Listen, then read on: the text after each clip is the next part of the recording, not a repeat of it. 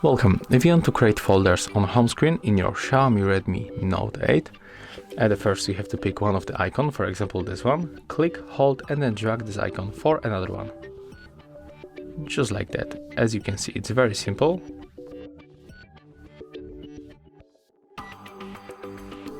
When you tap on that folder, you can open it and then click here to rename.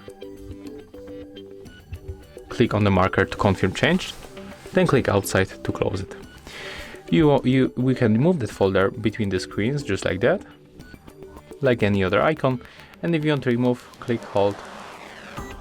Oh, unfortunately in this phone we cannot find that option, but in the most of the Android smartphones you have to click, hold, and after that you will find the remove option in the upper section of the screen.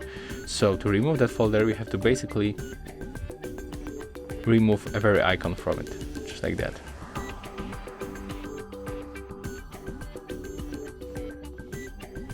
You have to hold a little bit.